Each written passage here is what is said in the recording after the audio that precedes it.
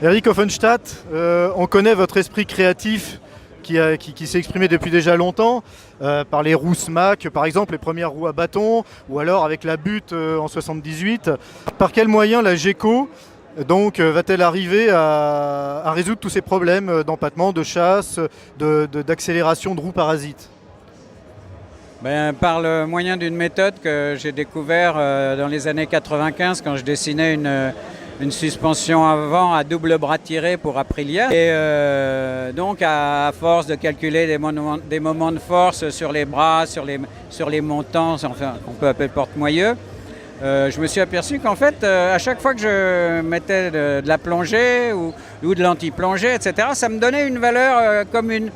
Et finalement, j'ai fini par découvrir qu'il y avait une seule valeur qui donnait et une seule méthode de calcul qui procurait toutes les réactions qu'on voulait à une moto. Donc en fait, c'est cette méthode de calcul de toutes les réactions, c'est-à-dire plongée, anti-plongée, grippe, homocinétique sur une moto qu'on sait calculer maintenant chez GCA du moins. Et c'est ça qui est la vraie nouveauté en fait, c'est ça qui est la vraie découverte. Parmi les particularités de cette machine, il y a notamment 3 amortisseurs. Voilà, alors ça c'est encore un autre phénomène. C'est la seule chose qui est vraiment nouvelle parce que j'avais le proto Tecmas de 2001 qu'avait essayé Guintoli et dont il avait dit qu'il n'avait jamais conduit une machine qui freinait aussi tard et qui rentrait aussi vite en courbe. Il avait déjà intégré ses calculs de plongée, anti-plongée, enfin ses calculs longitudinaux sur une moto. Là, la seule vraie nouveauté pour nous... Par rapport à la Tecmas, vous voulez dire ? Par rapport à la Tecmas, donc le dernier proto qui a fait des temps officiels sur des essais Michelin, c'est ce 3e amortisseur, qui est quelque chose qui est très connu en automobile, puisque depuis 30 ans, toutes les automobiles ont 3 amortisseurs, de sport, hein, je parle. Enfin, 3 amortisseurs par train, hein, ça fait 6 amortisseurs, mais nous, là, on a que 2 trains, donc on a 3 amortisseurs. Ils sont situés où, là? Vous pouvez nous les montrer sur la machine? Oui, ils sont tous ensemble, là. À droite, à gauche, il y a l'amortisseur avant, à droite, l'amortisseur arrière, et au milieu, il y a ce petit amortisseur en aluminium, là, qui est au milieu des 2 autres. Qui n'a pas de ressort? Qui a des ressorts internes, mais qui n'a pas de ressort externe. Quand est-ce qu'on verra rouler cette machine? Moi, je pense fin mars. Fin mars 2014, donc? Oui. Et ensuite, vous espérez pour elle une carrière en compétition? Déjà, moi, je ne suis pas très intéressé pour faire tourner une moto qui ne soit pas nettement plus vite qu'une R1 d'origine avec le même moteur. Donc, pour le moment, on parle de développement. Si on a beaucoup de chance, parce que c'est quand même une technologie qui est complètement nouvelle dans les méthodes de calcul, dans la réunion des 2 trains avant-arrière par l'intermédiaire de ce 3e amortisseur. Donc ça va faire beaucoup de développement. Par exemple, le 3e amortisseur, il a 9 positions possibles. Ensuite, il a une infinité de tarages possibles. Rien que la mise au point du 3e amortisseur, ça bout déjà dans notre tête à l'idée de savoir tout ce qu'on va pouvoir faire ou pas faire. Et donc, on aura beaucoup de chance si on fait les 24 heures du Mans en fin d'année. Mais on ne les fera que si on est une seconde au tour plus vite qu'une R1 avec le même moteur.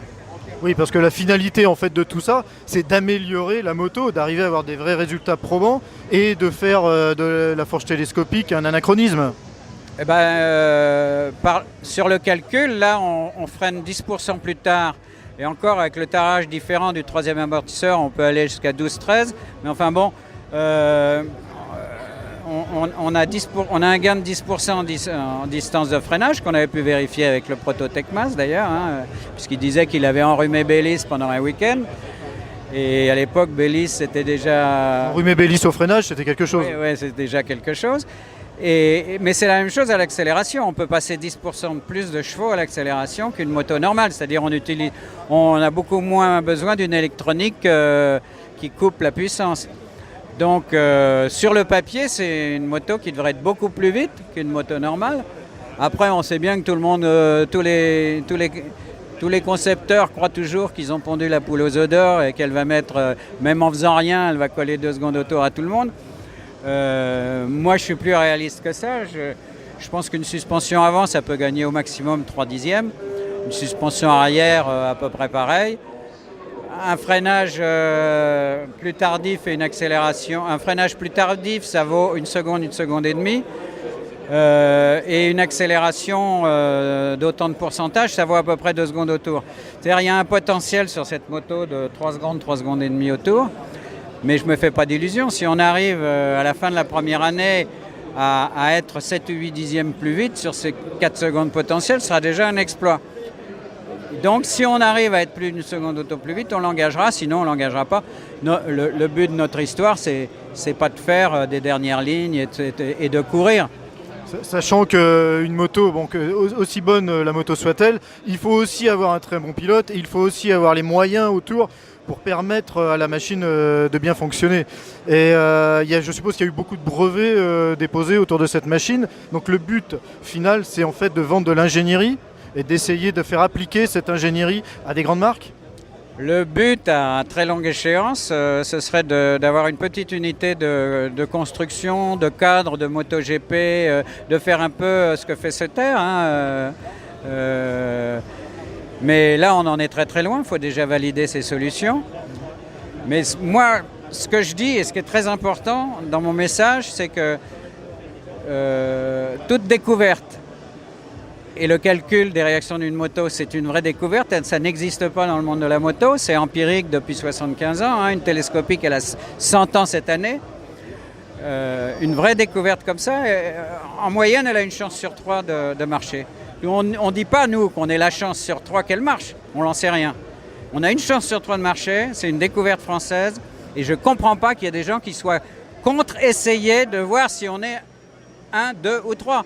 Le but, c'est d'essayer. Et c'est ce qu'ont dit les gens de chez Michelin, Motul, ou les techniciens de chez Peugeot Sport qui sont venus nous dire « Peugeot Sport, on a vu votre truc, c'est formidable, enfin quelque chose qui se fait en France ». Et on dit « Voilà, on ne dit pas que c'est de la bonne découverte, notre découverte. On dit que si elle a une chance sur 3, comme toute découverte, et qu'elle est française, il faut y aller. Il faut la faire et il faut essayer. C'est tout. » Donc il y a des grands noms aujourd'hui autour du projet GECO, donc on les a cités, comme Michelin, comme la Mutuelle des motards. Eh bien écoutez, je pense que si vous, simple motard, vous êtes également intéressé par ce projet, vous pouvez donner, faire un don, participer et adhérer à l'association GECO. Il y aura toutes les coordonnées sur le site internet. Vous pourrez participer à cette grande aventure humaine. Merci Eric. T'es très gentil, merci. Au revoir.